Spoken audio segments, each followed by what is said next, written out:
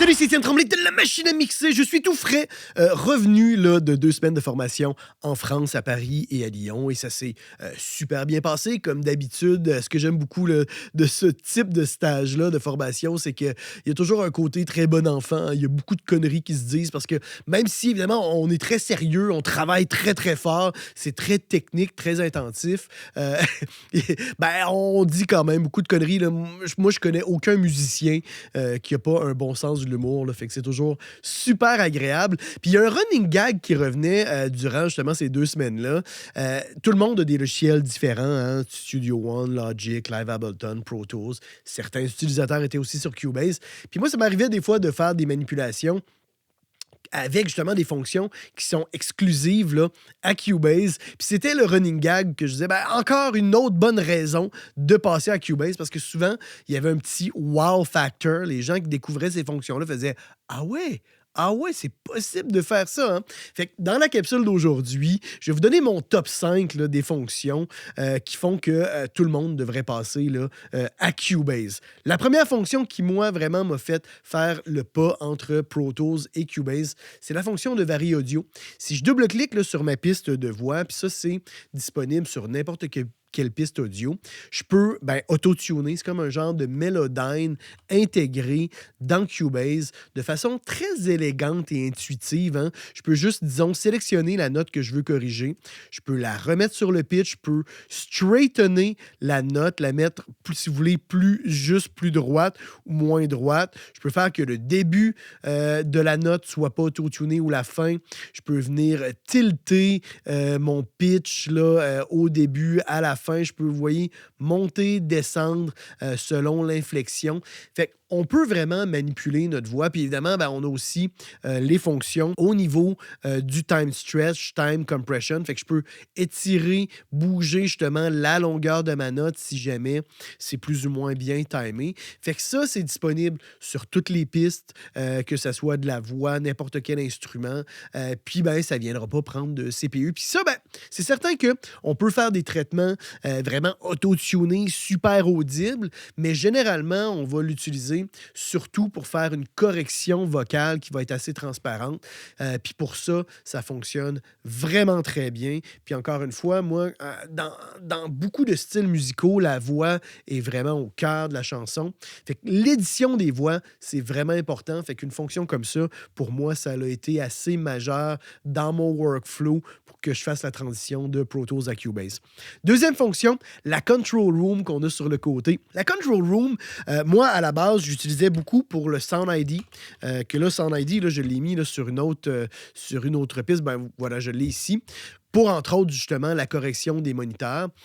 Tous les plugins qu'on met dans la section ici, Control Room, d'une session à l'autre, ils sont automatiquement loadés. Fait que ça, c'est vraiment pratique. Là, maintenant, moi, j'utilise le système Nova de Trinov. Fait que j'ai plus besoin de ça pour mon monitoring. Mais par contre, je peux le mettre pour les écouteurs. Fait que je peux gérer à ce moment-là mes scènes d'écouteurs puis mettre ma correction d'écouteurs uniquement sur ma sortie d'écouteurs. Et je peux aussi mettre un plugin comme par exemple Real Phones qui va à ce moment-là faire un environnement virtuel. Et ça va affecter uniquement ma sortie d'écouteurs. Puis là, on peut setuper évidemment différentes sorties d'écouteurs si on en a plusieurs, si on travaille avec des musiciens. Puis on peut faire des mix vraiment custom pour chacun des musiciens. On pourrait gérer, moi j'ai juste une seule paire de moniteurs, mais on pourrait gérer aussi nos différentes sorties de moniteurs avec différents volumes, le dim, le fait d'écouter le mix en stéréo ou en mono.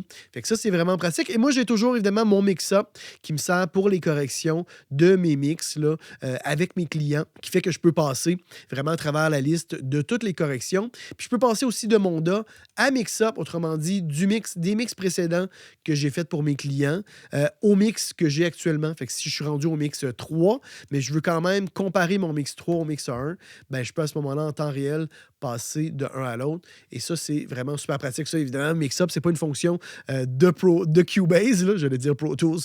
C'est pas une fonction de Cubase, c'est un plugin fait par Pure Mix, mais c'est intégré à ce moment-là dans la section moniteur, ce qui fait que si j'exporte mon mix, tous ces traitements-là ne vont pas affecter mes exports de mon mix.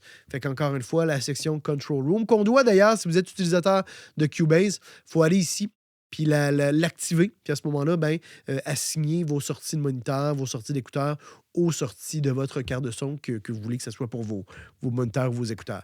Fait que ça, vraiment extraordinaire. Troisième fonction, le trim. Puis le trim, ils l'ont amélioré. Puis si vous êtes d'ailleurs là, des fans de la machine à mixer, vous regardez souvent mes vidéos, vous avez peut-être remarqué que je viens tout juste d'upgrader Cubase à Cubase 14. J'avais le Cubase 11.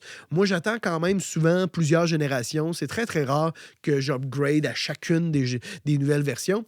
Là, ça faisait quand même un petit bout de temps. Je suis sur Cubase 11. Puis là, il y a quelques nouvelles fonctions, dont les nouvelles fonctions au niveau du trim que je trouve assez extraordinaire. Le trim, évidemment, on a ici là, un petit contrôle de volume pour notre segment audio, d'accord. On peut faire aussi Ctrl-Shift puis monter, descendre, d'accord. Ça, c'est déjà présent. La nouvelle fonction, c'est si je me mets sur mon scrub puis je fais Ctrl-Shift, j'ai une détection automatique des segments audio. Ça, c'est quand même assez génial. Ça m'évite d'avoir à découper les segments audio que je veux ajuster. Fait que je peux juste faire ça ici et ajuster, disons, le volume des différents passages parce qu'il y a une détection vraiment automatique. Et je peux prendre après ça le tool, le pencil tool, puis venir customiser, vraiment ajuster encore plus précisément la courbe de trim. Fait que ça, encore une fois, c'est vraiment génial. C'est pas des fonctions que j'utilise systématiquement sur chacun des segments audio, mais c'est souvent nécessaire, puis que ça soit intégré comme ça, puis que, encore une fois, je peux juste rapidement faire un petit ça comme ça. Je trouve ça assez génial. Puis après, je peux quand même augmenter ou réduire le volume de l'ensemble du segment audio. Mais ça donne encore une fois un petit peu plus de flexibilité dans le traitement des volumes là, en amont, pré-plugin, pré-insert. Quatrième fonction, le key command. Le key command, moi, personnellement, je l'utilise pas pour une foule de choses.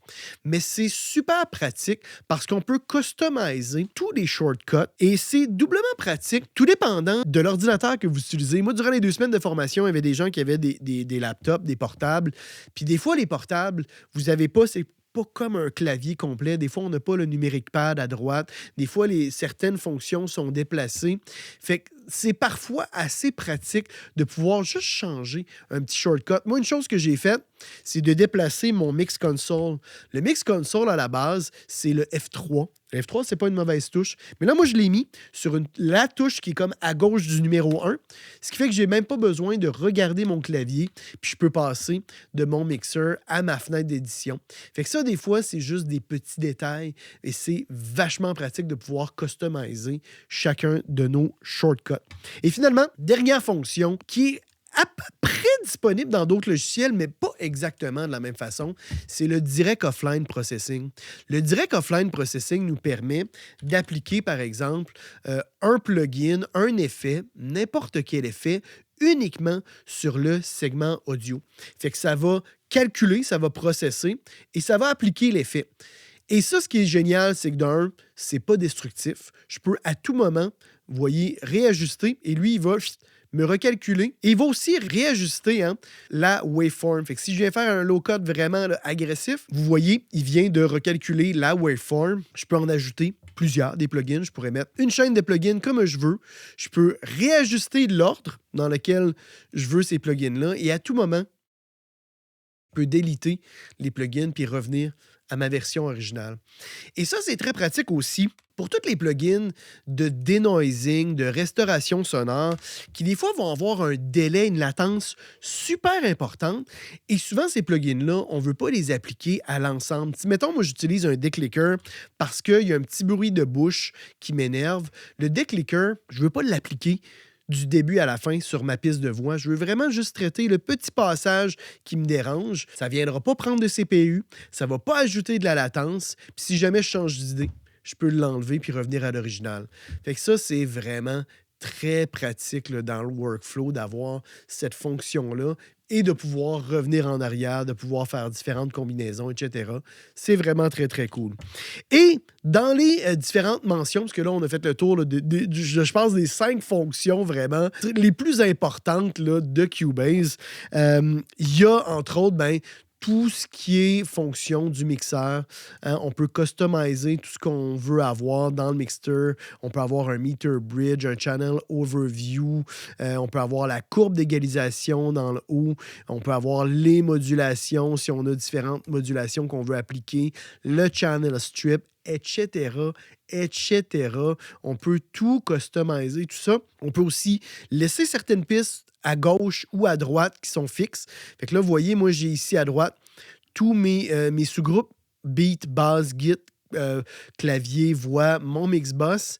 Et je peux à ce moment-là quand même naviguer dans mes différentes pistes tout en gardant à droite à ce moment-là mon mix-boss et aussi mon meter qui me permet de voir tout le temps mon meter là, durant le mix. Puis je peux aussi le ramener dans ma fenêtre ici d'édition. Fait que ça, c'est vraiment assez extraordinaire. Puis l'intégration aussi au hardware est quand même vraiment bien faite. Hein? On peut rapidement calculer le délai de nos machines externes pour que ça reste synchro, qu'on n'ait pas de problème de phasing si on fait des traitements parallèles. Ça, c'est juste des petites, deux petites là, mentions, je vous dirais, de Cubase, qui fait que c'est quand même un logiciel assez extraordinaire. Cela dit, des fonctions, il y en a beaucoup. On pourrait continuer longtemps, justement, à parler de toutes ces fonctions-là qui ne sont pas nécessairement toujours là, exclusives, là, évidemment, à Cubase. Puis là, moi, je découvre là, les nouvelles fonctions de Cubase 14. Je vous ferai peut-être là, éventuellement une vidéo.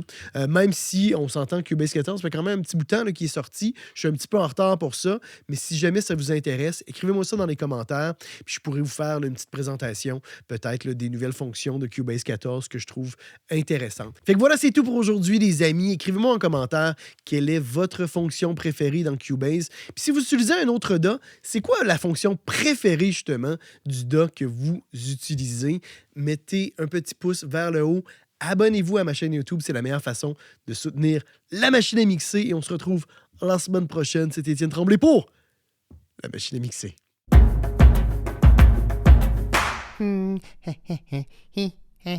Abonne-toi.